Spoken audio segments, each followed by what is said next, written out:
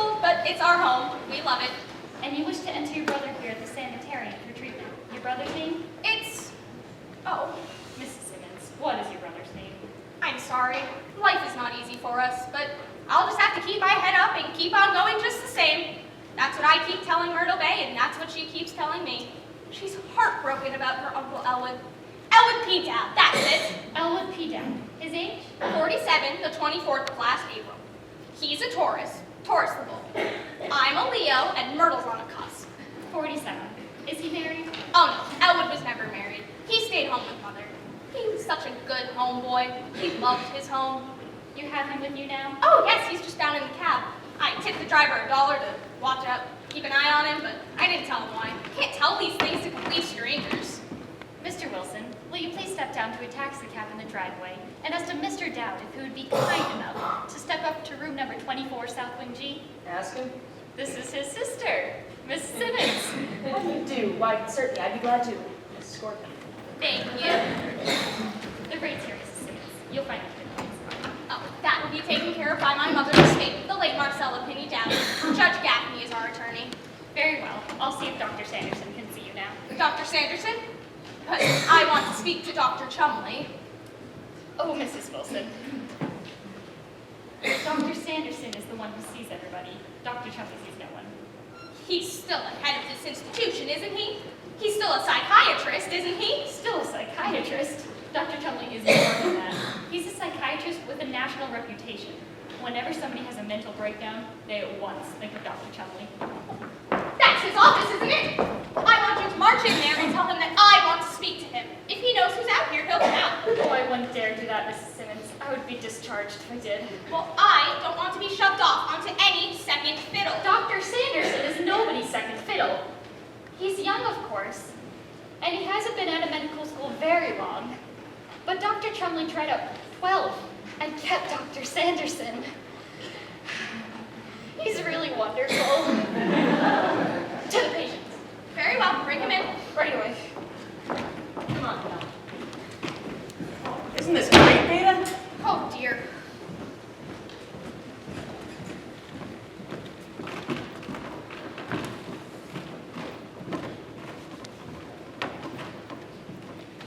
Mrs. Simmons. Oh, I didn't see you there. You must be Dr. Sanderson. Yes. Hope you don't think I'm jumpy like that all the time. It's just that I... Of course not. Miss Kelly tells me you're concerned about your brother. Dowd is it Elwood P. Dowd. Yes, it's just... This isn't easy for me, Doctor. Naturally, these things are difficult. Families of patients. I understand. It's just what Elwood's doing to himself, that's the thing. Myrtle May has a right to a nice group of friends. Doctor, everything I say to you is confidential, isn't it? That's understood. Because it's a complete slap in the face to everything we've stood for in this society, the way Elwood is acting lately. I'm not a gossip, Mrs. Simmons. I'm a psychiatrist. Well, first of all, he drinks. To excess? To excess? Do you call it excess when a man never goes a day without stepping into one of those cheap taverns, hanging around with riffraff and people you never heard of, bringing them back to the house, giving them food and money, playing cards with them? And here I am trying to get Myrtle May started with a nice group of people. Now, if that isn't excess, then I don't know what excess is. I didn't doubt your statement, Mrs. Simmons. I merely asked if your brother drinks. Well, I say certainly he does drink, and I want him committed here permanently, because I cannot stand another day of Harvey. Myrtle May and I have to set a place at the table for Harvey. We have to move over on the sofa to make room for Harvey. We have to answer the phone when Elwood calls and wants to speak to Harvey. And this afternoon at the party with Mrs. Chauvinet, I just can't take it, Doctor. I've had enough of it. This person you call Harvey, who is he? He's a rabbit.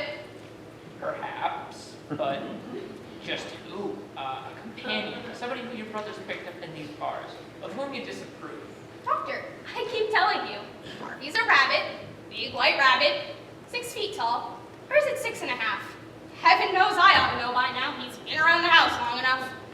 So, Mrs. Simmons, let me understand. Doctor, do I have to keep repeating myself? My brother insists his best friend is a big white rabbit. This rabbit's name is Harvey. Harvey lives in our house, don't you understand? He and Elle would go every place together. Elle buys railroad tickets, theater tickets for both of them. As I told Myrtle May, if your uncle was so lonesome he had to bring something home, why couldn't he bring home something human? He has me, doesn't he? doesn't he? Doctor, I'm going to tell you something I've never told anyone in the world before. Every once in a while, I see that big white rabbit myself. Now, isn't that terrible? I've never even told that to Myrtle May. Mrs. Simmons. And what's worse is he's every bit as big as Elwood says he is, but don't tell that to anyone, Doctor. I'm ashamed of it. I can see you've been under a great restraint recently, Mrs. Simmons. Well, yes, I have. Grief over your mother's death depressed you considerably. Nobody knows how much. Been losing sleep, How can anyone sleep with what's going on? short-tempered over small trifles. You try living with those two and see how your temper holds up. Loss of appetite. How can anyone eat with my brother and a big white rabbit? Well, that's it. I've had enough. I'll sell the house and be appointed conservator of Elwood's estate, and Myrtle May and I can entertain our friends in peace. I can't take it, Doctor. It's too much. Of course, Mrs. Simmons. Of course. You're tired. I certainly am. You've been dealing with a great deal of stress. I have. And now, I'm going to help you. Oh, Doctor. If you'll just wait here, I'll be right back. I'll just go down to the cab and get Elwood's things.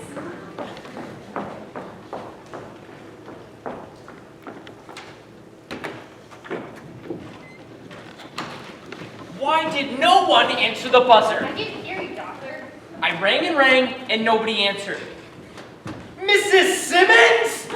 Sound the gong, Wilson. We must not let that poor woman leave. Get away. Her condition is serious.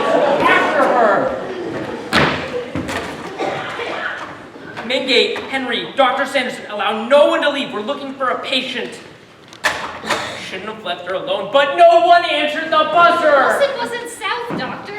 What rooms have we available, Miss Kelly? Number 13, Upper West R is available, Doctor. Have her taken there immediately, and I'll prescribe preliminary treatment. I must contact her brother. Dowd is the name. Elwood P. Dowd. Get him on the telephone, will you please? But, Doctor, I didn't know it was the woman who needed the treatment. She said it was for her brother. Of course she did. It's the oldest dodge in the book, always used by the cunning type of psychopath. She apparently knew her brother was about to commit her, so she came out here to discredit him. Get him on the telephone, please. But, Doctor, I thought the woman was all right. So I had Wilson take the brother up to number 24 South Wing G. He's there now. You had Wilson do what? No gash, please, Miss Kelly. You're not serious, are you? Oh, I did, Doctor, I did. Oh, Doctor, I'm terribly sorry. Oh, well, if you're sorry, that makes up for everything. I'll do it.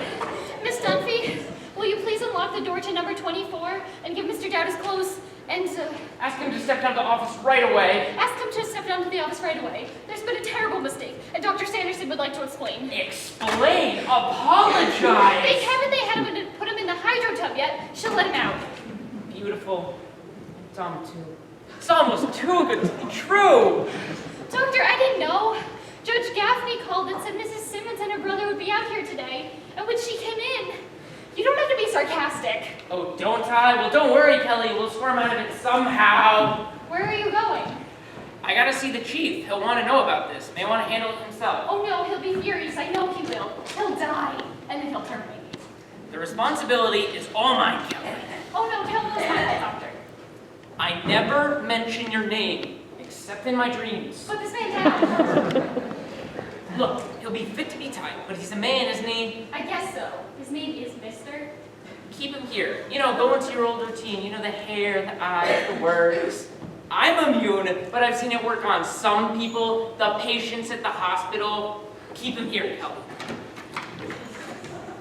Well, of all the... Oh, you're wonderful, Dr. Sanderson. You're just about the most wonderful person I ever met in my life.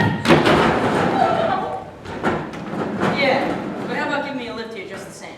What? The Simmons name. Did you catch it? Slick as a whistle. She was coming along the path, humming a little tune. I jumped out at her from behind a tree. I said, "Sister, there's a man who wants to see you." You should have heard her scream. She's crazy, all right. Take her to number 13 Upper West R. She's there now. I'll come hold her down if you come talk her down. Just a second, Wilson. Make it snappy.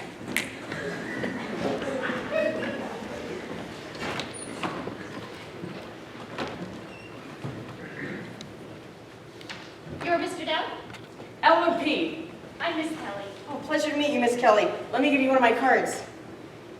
If you should ever need to call me, Whoop. Call me at this number, but not that one, because that's the old one. Oh, thank you. And don't worry if you lose it, my dear. I have plenty more. Oh, well, thank you. Oh, do you have a chair, please? Oh, thank you. I'll have two. Dr. Sanderson is very anxious to talk to you. He'll be down here in a second. Please be seated. Oh, after you, my dear. Oh, I really can't, thank you. I'm in and out all the time. But you mustn't mind me. Please be seated. No, really. After you.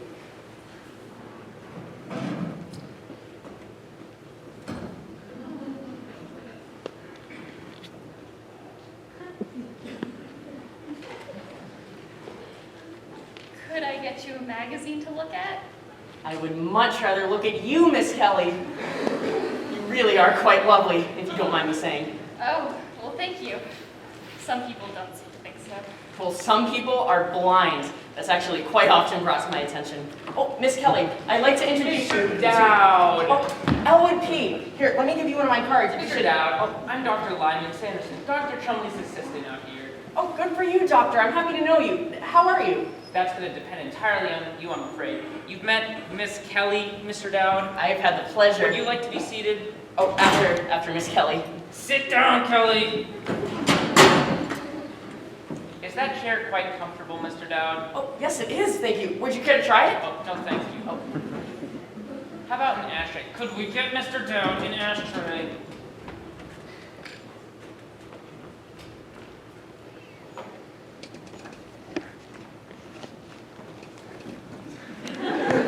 Is it too warm in here? Would you like me to open a window? Mr. Dowd, Dr. Sanderson wants to know if he should open a window. Oh, that's entirely up to him. I wouldn't presume to live his life for him.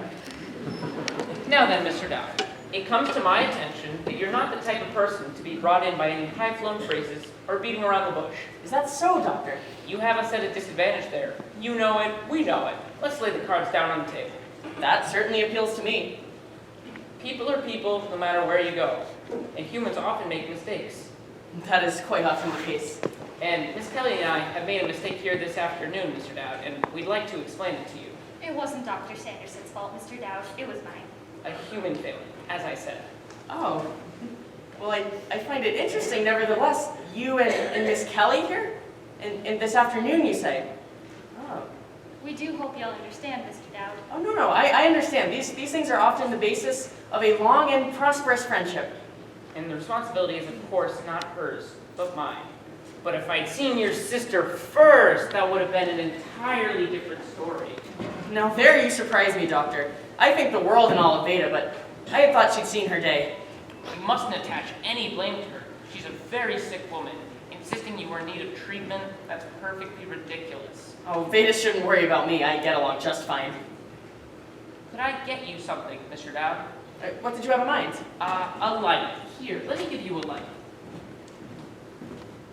Your sister began to become extremely nervous and plunged right away into a heated tirade on your drinking. That was Veda. She became hysterical. I'd tell Veda not to worry about that. I'll take care of that. Oh, and I suppose you'll have a drink now and then, the same as the rest of us. Well, of course. As a matter of fact, I'd like one right now.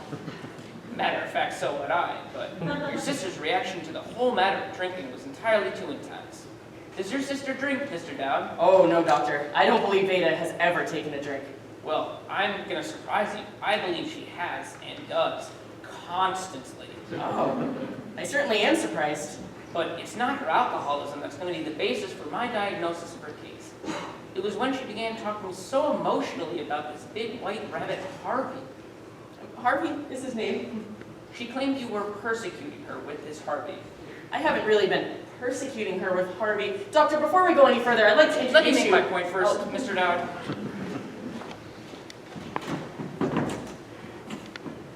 Did Wilson get what he went after, Miss Kelly? Yes, Doctor. What was Mrs. Simmons' attitude, Miss Kelly? Not unusual, Doctor. Mr. Dowd, your sister is extremely sick, and I believe that she must be committed here temporarily. Well, I've always wanted Veda to have everything she needs. Exactly. But I wouldn't want Veda to stay out here unless that's what she wanted to do. Mr. Dowd, if this were an ordinary delusion, something reflected on the memory picture, In other words, if she were seeing something that she had actually seen once, that would be one thing. However, this is much more serious than that. It stands to reason that nobody has ever seen a white rabbit 6 feet high. Not very often, Doctor. I like you, Dowd. Oh, I like you too, Doctor. And Miss Kelly here. I like her too. Now then, Mr. Dowd, I believe your sister must be committed here temporarily. Now, will you sign these temporary commitment forms as a next of kin? Just a formality. Doctor, you better have Veda take a look at that. She does all of the signing and paperwork for the family. She's good at Well, we mustn't disturb her now. it. Perhaps I should look it over with Judge Gaffney? Oh no, don't worry about that. Tell him I advised it. And it isn't as if you couldn't come back here at any time and make inquiries. I'll make out a full visitor's pass for you. What time would you like to come back? Wednesday, say? Friday, say? Oh, you and Miss Kelly have been so pleasant. I could come back around dinner time in about an hour. Well, we're pretty busy right now, but I'll tell you what you might like to do. What might I like to do? We don't normally do this, but just to make sure that your sister's in good hands, why don't you take a look around here? If you'll go just through these doors and take a right just before the stairwell, you'll find the occupational therapy room, and just beyond that, the conservatory, the library, and the diet kitchen. For Veda's sake, I better believe I do that. It's been a pleasure to meet you, Mr. Dowd. Oh, you too, Doctor. And I'll say that for a layman, you've shown an unusually acute perception into psychiatry. Oh, is that so, Doctor? I never thought I knew very much about it. No one does, do you think? Well, a good psychiatrist is not found in every bush. You have to pick the right bush. Is there another time you'd like to come back, Mr. Dowd? Oh, you and Miss Kelly have been so pleasant. I could come back. Well, when would work for you? Well, we're pretty busy around here. I don't know. When do you get off work? Well, we get off work at about 10 o'clock p.m. Then 10 o'clock it'll be. Let us all four of us go to Charlie's place and have a drink. I'd like the two of you to become friends with a dear friend of mine. You said later on, so later on it will be. It's been a pleasure meeting you both.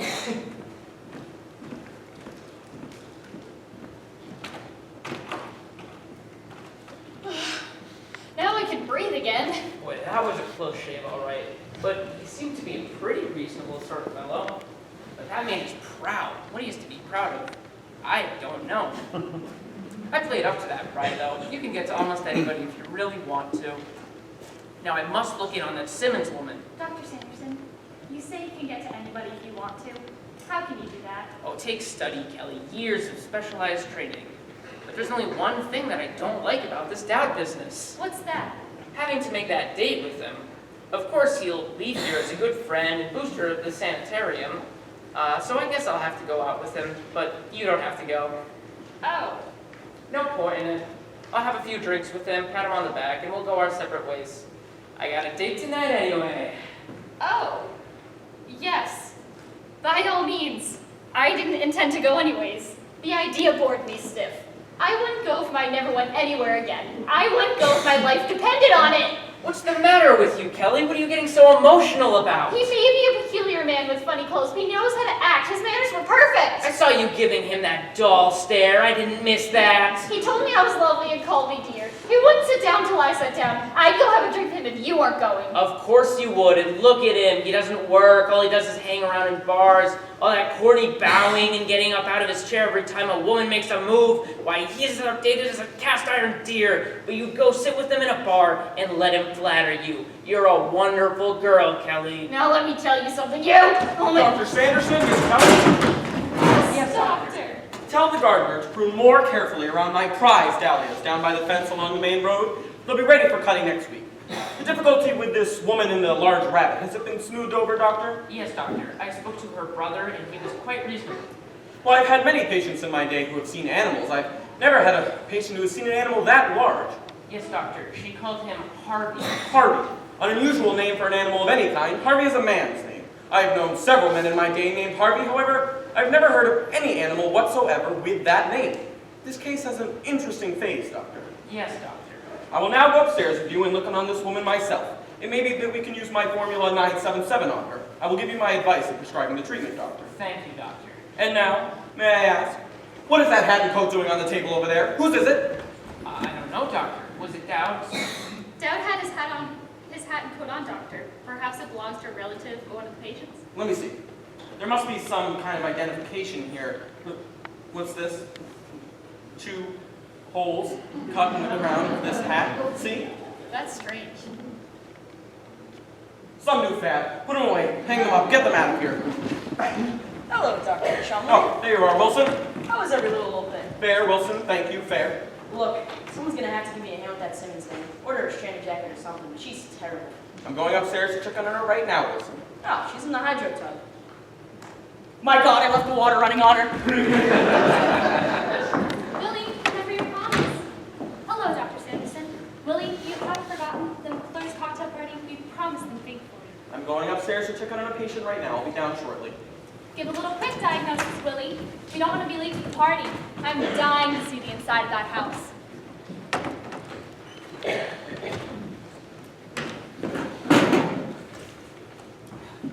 Good evening. Oh, good evening. I'm Mrs. Chumley, Dr. Chumley's wife. Elwood P. Dowd. Here, let me give you one of my cards. If you should ever need to call me at this number, but not that one, because that's the old one. Thank you. Is there something I can do for you? What did you have in mind? Well, you seem to be looking for someone. I'm looking for Harvey. Harvey? Is he a patient here? Oh, no, nothing like that. Does he work here? No, Harvey is what you might call my best friend. He's also a puka. He came out here with Veda and I this afternoon. I don't know where he went. Where was he when you last saw him? He was sitting right here with his hat and coat on the table. Well, there doesn't seem to be any hat and coat there now. Perhaps he left? Apparently, I don't see him anywhere.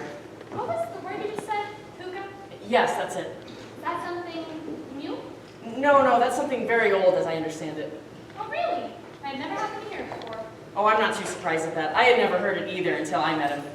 I do hope you get the chance to meet him someday. I'm sure he would be quite taken with you. Oh, really? Well, that's very nice of you to say so, George. Oh, not at all. If Harvey happens to like someone, he expresses himself quite definitely. If he's not particularly interested, he might just sit there like an empty chair or an empty space on the floor. Harvey takes his time making his mind up about people. He's choosy, you see. Well, that's not such a bad way to be this day and age. No, I suppose not. Harvey is also fond of my sister Veda, and that's because Harvey's fond of me, and Veda and I come from the same family. Now, you would think that feeling would be mutual, wouldn't you? But Veda doesn't particularly care for Harvey too much. It's too bad, isn't it? Oh, I don't know, Mr. Dowd. I gave up a long time ago expecting my family to like my friends. It's useless. But we must keep on trying, right? Well, there's no harm in trying, I suppose. If Harvey said to me once, he said to me a million times, Mr. Dowd, I would do anything for you. Mrs. Chumley, Yes?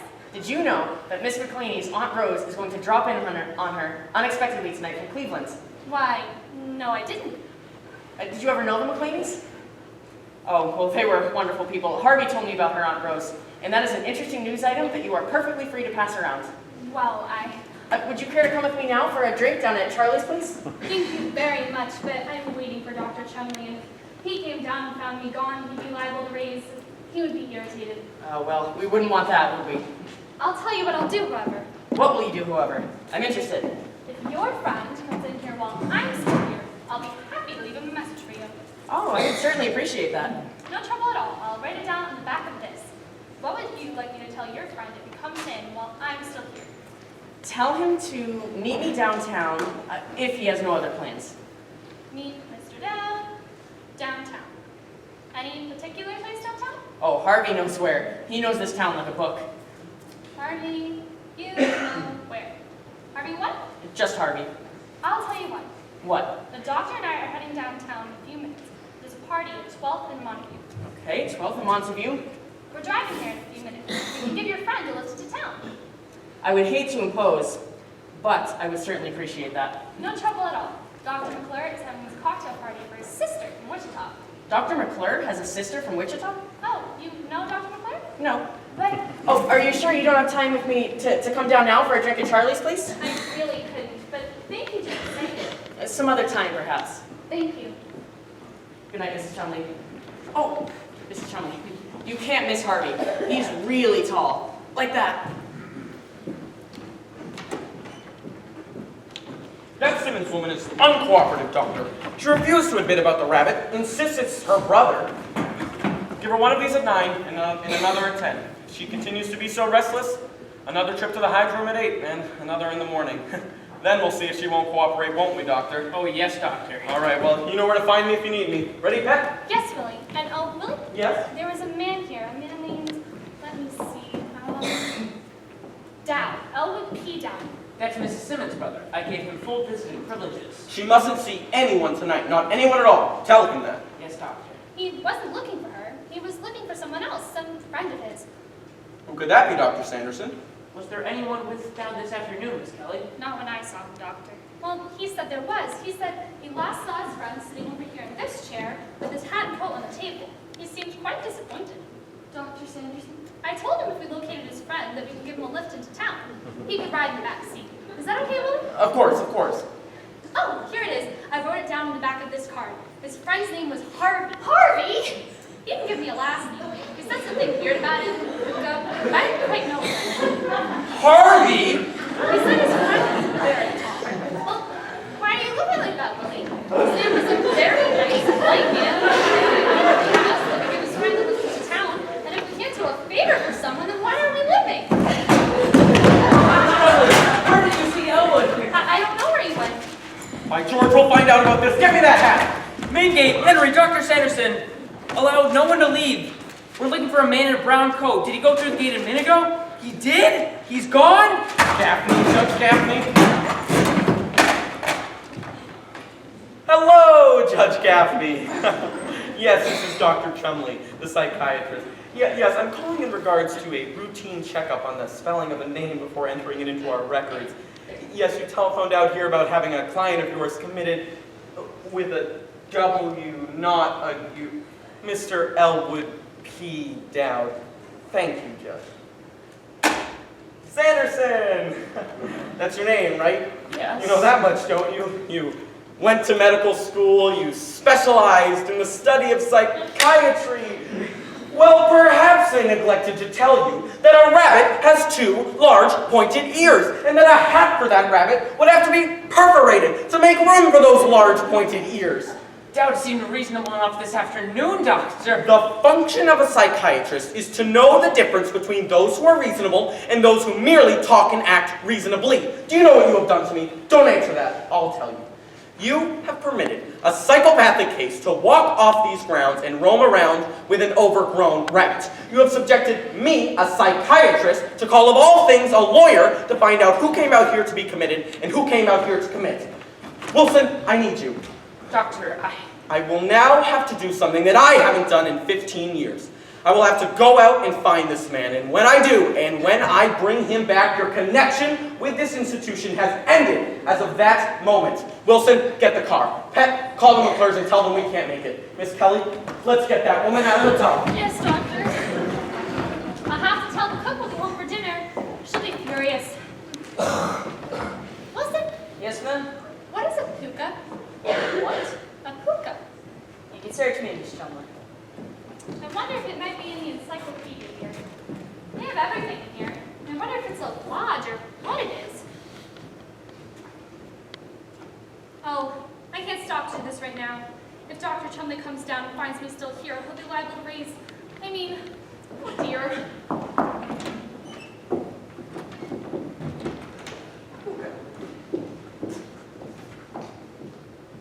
P-O-O-K-A, puka. Originating in Celtic mythology, the puka is a fairy spirit in animal form. Always very large, he appears here and there, now and then, to this one another. A very wise but mischievous creature, he is fond of rum pots, crackpots, and how are you, Mr. Wilson? How are you, Mr. Wilson? Who in the encyclopedia wants to know?